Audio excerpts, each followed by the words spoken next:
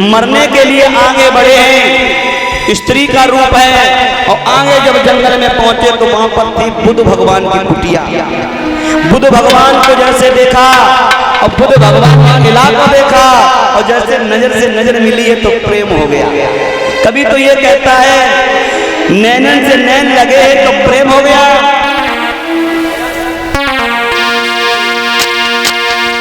एक की एक पे नजर पड़ी और एक पे बलिहारी हुए। उस नारी रूप नरे रखे बुदले महाभारत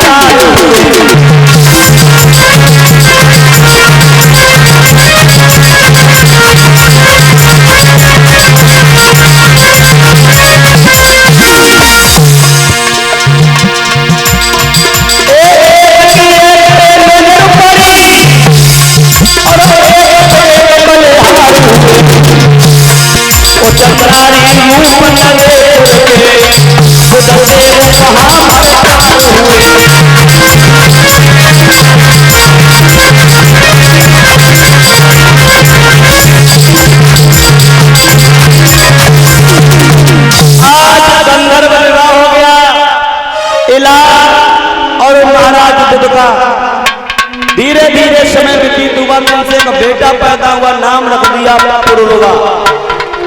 ये पुरुरवा धीरे धीरे बड़ा होने लगा। एक दिन महाराज शिव ने अपने गुरु को याद किया, गुरु। और वशिष्ठ जी जैसे प्रकट हुए, बोले बेटा सारा हाल बताया। वशिष्ठ भगवान ने शंकर जी को याद किया। शंकर भगवान तो नहीं आई, मैया पार्वती भगती चली आई। बोले हाँ प्रभु। बोले मेरे बेटे को पैसा कैसा करो।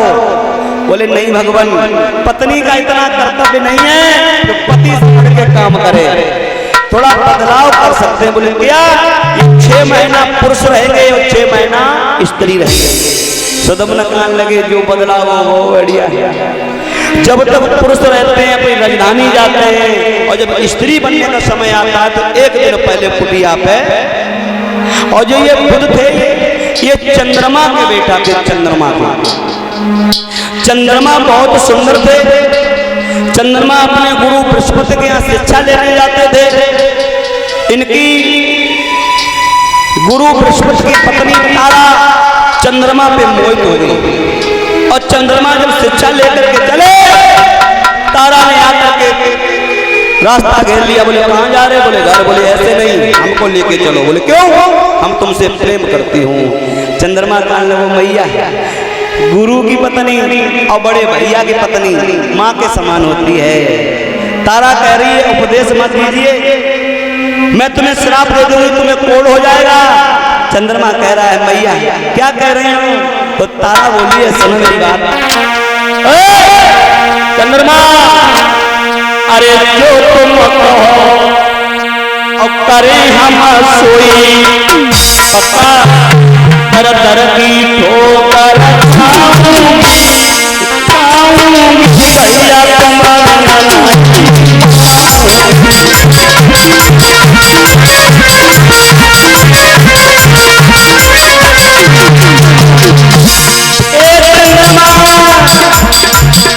अरे जो तुम कहो करे हम सोई, दर दर की ठोकर भैया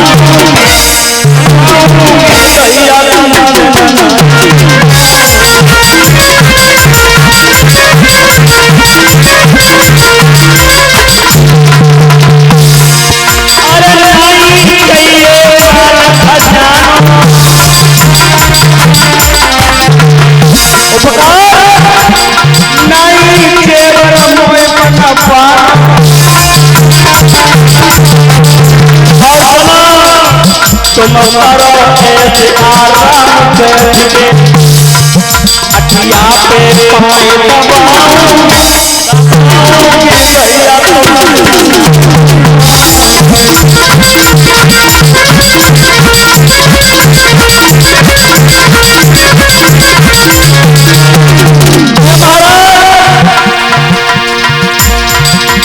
नहीं तो लग मुझे चाहिए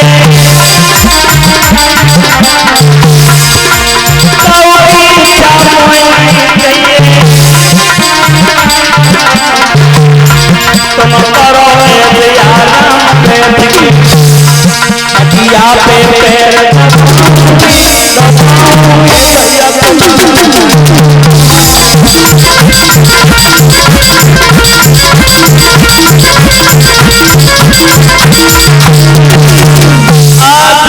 चंद्रमा विवश हो गया, तारा का हरण कर लिया। इन्हीं से एक बेटा पैदा हुआ जो नाम रखा बुध, और इन्हीं बुध से इला के सहयोग से एक बेटा हुआ, नाम रखा पुरुरवा, और इन्हीं पुरुरवा से आगे बेटा हुए राजा नहुष। ये राजा नहुष बहुत सुंदर राजा थे, बड़े यज्ञ के धर्मात्मा थे, 100 यज्ञ पूर्ण किए हैं, इंद्र के अधिकारी बने। और जब इंद्र के अधिकारी बने हैं, एक दिन राजा नहुष घोड़ा पे सवार होके चले, और पहले वाली इंद्र की पत्नी अतिया पे खड़ी स्नान ध्यान करके अपने केसों को सुखा रही थी। कभी तो ये कहता है कि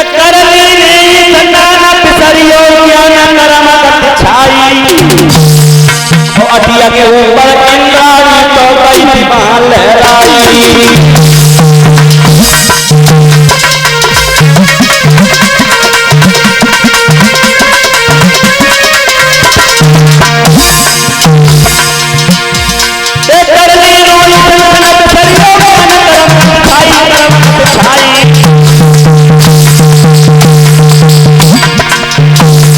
और अतिया के ऊपर इंद्राणी तो कई विमान लहराई।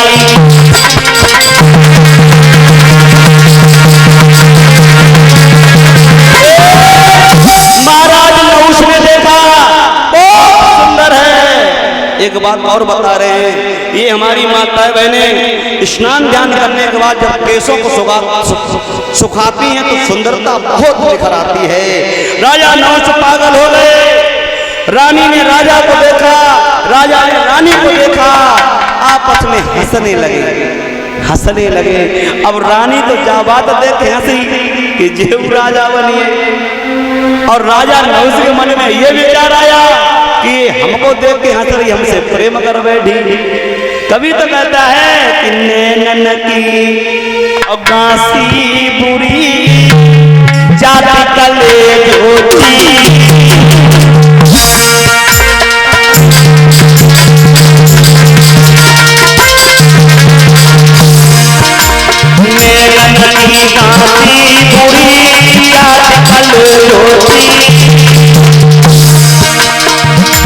खाना पाना भावे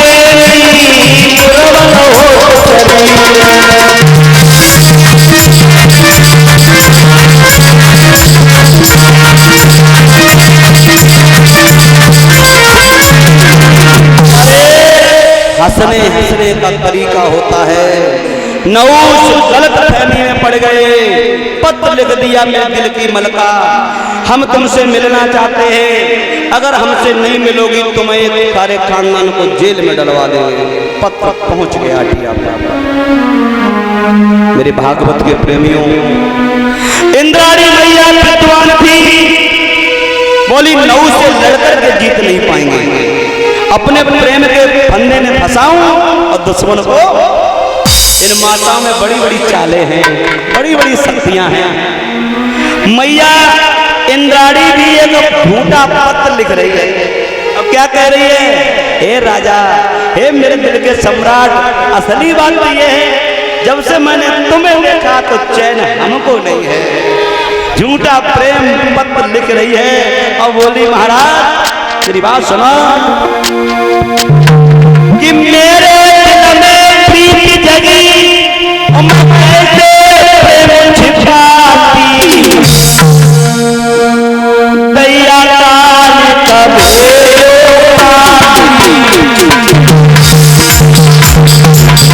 लाला और राजा राजा राजा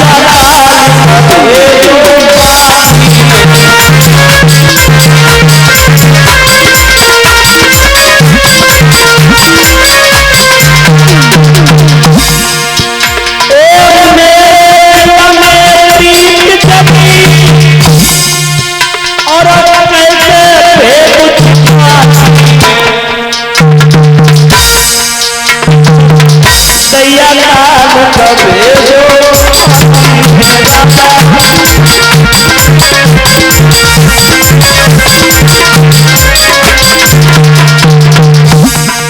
मेरे दिल के सम्राट, मेरे दिल के राजा, हकीकत ये है जब से मैंने तुम्हें देखा है तो भोजन छूट गया। हाँ मेरी बात सुनो, मजबूर हूँ मैं, बहुत बड़ी मजबूर हूँ। अरे होते तो अति दैया लाल बच्चे जो